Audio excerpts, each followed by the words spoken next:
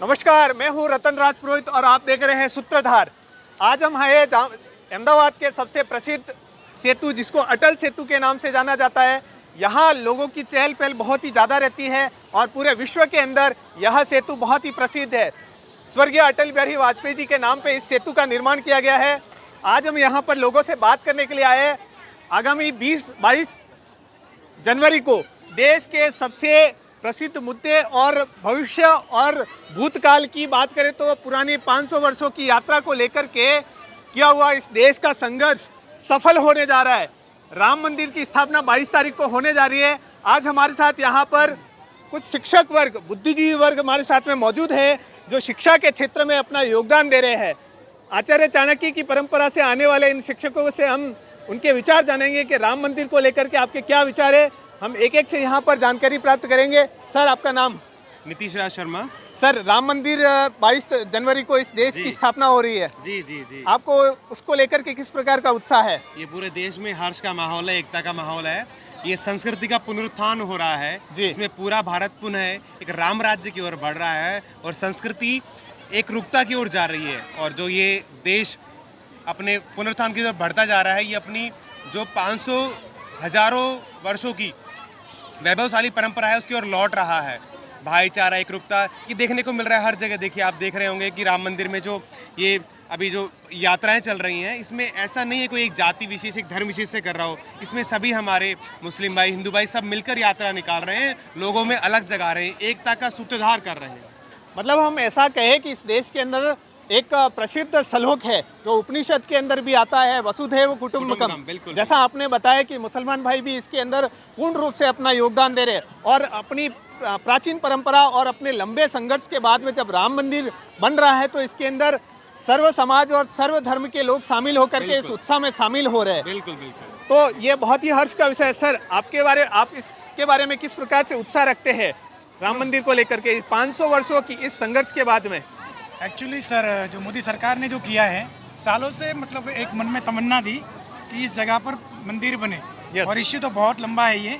और जैसे मतलब मोदी जी ने ये काम शुरू किया तब से लेकर आज तक अभी लग रहा है कि हम कुछ सेक्युलर, तो हम यही सेक्युलर कंट्री है, सबको अपना अपना राइट्स है, पर हम एज ए हिंदू हमें बहुत अच्छा लग रहा है कि भाई हमारे देश में एक सालों से जो एक इश्यू पड़ा था जहाँ पर जो चीज़ बननी चाहिए थी वो आज मोदी सरकार के मतलब नेतृत्व में, सफल नेतृत्व में बन रही है। मेरा एक सवाल फिर आपसे। आपने बोला कि मोदी सरकार, आपने शुरुआत भी मोदी सरकार के नाम से लिया, तो क्या 500 वर्षों के इतिहास के फिर बुलाया जाएगा? क्या 500 वर्षों के अंदर जो बलिदान हुए उनको क्या याद नहीं किया जाएगा? उनको भी याद किया जाएगा, इनको भी याद किया जाएगा। पर मेन चीज़ जो है, जहाँ से कोई शुरुआत करता है, इनिशिएट करता है, उसको ही याद रखा जाता है। हिस्ट्री तो है, हम हिस्ट्री को इनकार नहीं करते कि भाई उन लोगों ने भी बलिदान दिए हैं, बहुत सारी चीज़ें हुई है, पर उसके बाद में सरकार ने जो भी काम किया है। आप भी कुछ बताएं। ये सार्वभौमिक सत्य है कि हमारी नज़र हमेशा कंगूरे पर जाती है, नींव की ईंट पे हम भूल जाते हैं। लेकिन यहाँ ये जो हमने याद किया है, संस्कृति को पुनरुत्थान कर रहे हैं, हम सभी अपने पुराने वैभव को, पुराने साथियों को जिन्होंने इसके लिए बलिदान दिया है, हमारे अशोक सिंघल जी रहे, पुराने जितने भी हमारे साथी रहे, केशव बंधुजन रहे, जिन्होंने भी इस विषय में बलिदान दिया है, हम सब उन्हीं को याद कर रहे हैं, सबको एक साथ लेकर चल रहे हैं। ऐसा नहीं कोई श्रेय ले रहा है, इसका श्रेय लेना कुछ नहीं है, तो राम स्वयं कर रहे हैं, इसका श्रेय मोदी कौन मतलब ले सकता ऐसा है? कह सकते हैं कि मोदी तो एक माध्यम है वो तो। राम के काज को करने के लिए किसी और की आवश्यकता नहीं है। सब मिल करके राम के ही अनुयायी है, हम सब मिल करके ऐसा काम कर रहे हैं। सर, आप क्या सोचते हैं राम के बारे में? राम राज्य आ गया क्या? राम राज्य के बारे में मेरा ये सोचना है कि सर्व समाज को यदि सारी सुविधाएं मिले तो ये राम मंदिर की प्राण प्रतिष्ठा वो सार्थक सिद्ध होगी। और यदि हम राम मंदिर प्राण प्रतिष्ठा कर लेते हैं और फिर भी हमारे देश का जो आम वर्ग है उसको सुविधाएं नहीं मिल रही है, तो ये मेरे नज़र में एक सार्थक कदम नहीं हो सकता है। तो क्या ऐसा हो सकता था यदि राम मंदिर जब नहीं बना था तब तक क्या इस देश के अंदर सुख सुविधाएं नहीं मिलती थी क्या? कहाँ मिल रही थी पीछे? तो क्या राम मंदिर के बन जाने से मिल जाएगी? नहीं, उससे भी नहीं मिलेगी। तो इसके लिए तो हम राम को क्या आस्था मान करके पूजा करें तो ज्यादा ठीक है, या राम को राजनीति के साथ जोड़ करके देखें तो ज्यादा ठीक है? आस्था का विषय अलग है और राजनीति का विषय अलग है। यदि राजनीतिक तौर पे हम अपना लाभ लेना चाहें तो राम को हम आगे ले सकते हैं और राजनीतिक मुद्दा बना सकते हैं उसका। तो राम अपने आप में एक राजनीतिक मुद्दा है, आप इसे देखकर चलेंगे तो। जी। क्योंकि राम राज्य में आपने देखा होगा, हमने रामायण में देखा है कि पहले राम जी ने किसको तारा, राम राज्य में किसको तारा गया? सबरी को। सबरी कौन थी? माता सबरी को। माता सबरी कौन थी? निषाद जी कौन थे? उनको साथ लेकर चले, उन्हें राज्य दिया। सुग्रीव कौन थे?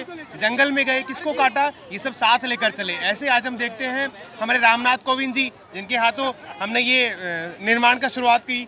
हमारे रामनाथ कोविंद जी किस वर्ग से, किस जाति से आते हैं? दलित वर्ग से आते मतलब हैं। ऐसा हमारे कह बंधुजन सकते हैं। हैं कि नरेंद्र मोदी ने जो कदम उठाया है वह सार्थक है। क्यों? क्योंकि उन्होंने सब जाति और धर्म के लोगों को एक साथ चला, लेकर के बिल्कुल। किया। आज द्रौपदी मुर्मू हमारे राष्ट्रपति हैं जी। वो भी किस वर्ग से आती है? अच्छा। आप इसको देख के चल सकते हैं। बिल्कुल ये राम राज्य की स्थापना की ओर बढ़ता हुआ कदम है। अच्छा, राम राज्य की ओर हम यहाँ, जैसे सर ने बताया कि राम राज्य की ओर कदम बढ़ रहा है, तो अब क्या कृष्ण की मंदिर के ऊपर भी कुछ सार्थक कदम हो सकते हैं क्या? राम राज्य के बाद में कृष्ण राज्य भी हो सकता है क्या? नहीं नहीं सर, देखिए अयोध्या की जो राम भूमि